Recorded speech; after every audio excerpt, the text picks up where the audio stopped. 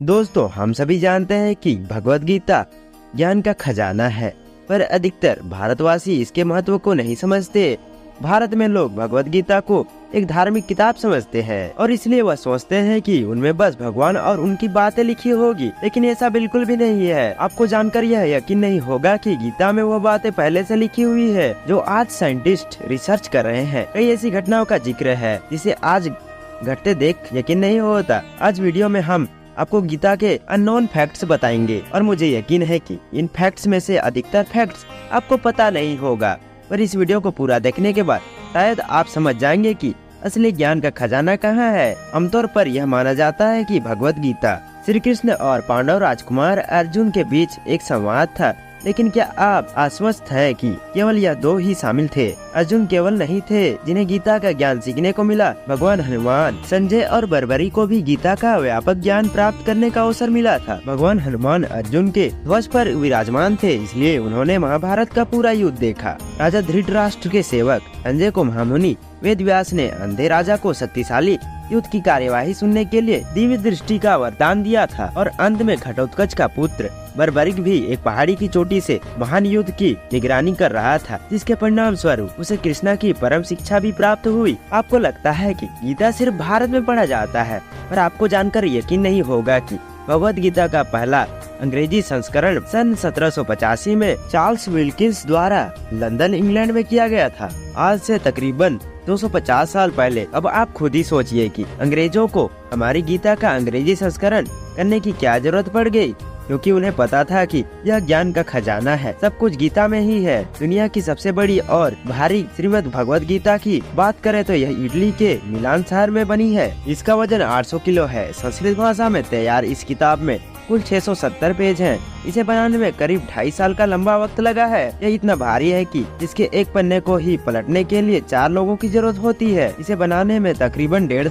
करोड़ रुपए खर्च हुए हैं। गीता में कुल 700 श्लोक हैं, जिसमें श्री कृष्ण ने 574, अर्जुन ने 85, संजय ने 40 और धृतराष्ट्र ने 1 श्लोक कहा है। वैसे तो गीता को साइकोलॉजी के लिए बहुत ही अच्छी बुक माना जाता है, लेकिन लोगों को यह नहीं पता है कि इसमें आपको बायोलॉजी, फिजिक्स, मैथ्स और एस्ट्रोलॉजी जैसे कई टॉपिक के बारे में कई ऐसी बातें हैं जिनके बेस पर बड़ी बड़ी खोज यानी कि डिस्कवरी हुई है। फर्स्ट लॉ ऑफ थर्मोडायनेमिक कहता है कि एनर्जी को ना तो बनाया जा सकता है और न ही खत्म किया जा सकता है, उसे बस हम एक फॉर्म से दूसरे फॉर्म में कन्वर्ट कर सकते हैं, यानी कि बदल सकते हैं, जिसे हम कंजर्वेशन ऑफ एनर्जी भी कहते हैं। उदाहरण के लिए आपने जनरेटर में देखा होगा कि उनमें एक मैग्नेटिक कॉपर कोइल लगी होती है। जब जनरेटर मैकेनिकल ही घूमता है तो उसके साथ वह मैग्नेटिक कोइल भी घूमती है और उसी से इलेक्ट्रिसिटी पैदा होती है, यानी कि वह मैकेनिकल एनर्जी को इलेक्ट्रिक एनर्जी में कन्वर्ट करता है। इस श्लोक को गीता में भी कुछ इसी तरह से बताया गया है।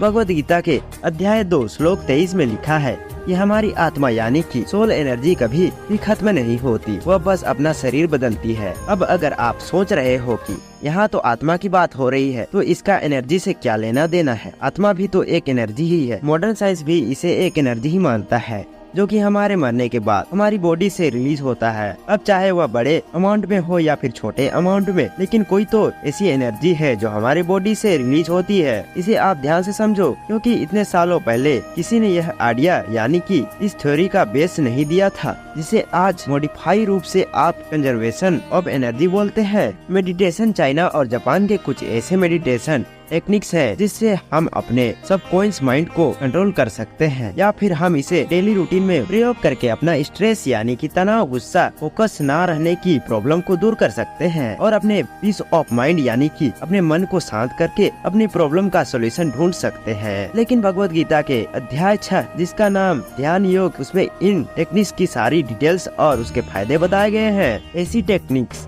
जिन्हें चाइना और जापान अपना बताते हैं, असल में वह सभी साइंटिफिक टेक्निक्स को गीता के चैप्टर 6 में बहुत ही अच्छे तरीके से समझाया गया है। सिमुलेशन, एलन मस्क और स्टीफन हॉकिंग जैसे बड़े फ्यूचरिस्टिक यानी कि हमेशा दूर की सोचने वाले लोगों ने यह कहा है कि हमारी दुनिया एक मायाजाल है, यानी एक सिमुलेशन हो सकती है। सिमुलेशन का मतलब होता है जहाँ हम सोचने पर मजबूर हो जाते हैं कि कहीं हमारी यह दुनिया एक सिमुलेशन यानी कंप्यूटर प्रोग्राम तो नहीं है। भगवत गीता में भगवान श्री कृष्ण ने इस दुनिया को एक मायाजाल यानी कि मैट्रिक्स बताया है। उनके कहने के मुताबिक यह हुआ कि वह इस दुनिया के प्रोग्रामर है और यह यूनिवर्स एक कंप्यूटर प्रोग्राम है और ऐसे बहुत सारे यूनिवर्स यानी कंप्यूटर प्रोग्राम मौजूद है, जिसके लिए अलग अलग डेवलपर्स है। लोगों का ऐसा भी कहना है कि जब ब्रह्मा जी को घमंड हुआ था कि उन्होंने इस दुनिया का निर्माण किया है, तब भगवान श्री कृष्ण ने अलग अलग ब्रह्मा जी को बुलाकर उनका यह घमंड तोड़ा था, यानी कि उन्होंने अलग अलग ब्रह्मांड के डेवलपर्स को बुलाया था। मल्टी यूनिवर्स की थ्योरी भगवत गीता में हजारों साल पहले ही बताई गई थी, जिसे आज साइंटिस्ट एक बहुत ही स्ट्रॉन्ग हाइपोथेसिस मानते हैं। जैसे हमारी दुनिया से सभी कंप्यूटर किसी नेटवर्क से जुड़े हुए होते हैं, उसी तरह अलग अलग यूनिवर्स यानी कि कंप्यूटर प्रोग्राम भी आपस में किसी नेटवर्क से जुड़े हुए होते हैं और उस नेटवर्क का नाम है ब्लैक होल मल्टी यूनिवर्स। और पैरेलल यूनिवर्स हाइपोथेसिस में यह माना गया है कि कोई भी चीज ब्लैक होल में चली जाती है तो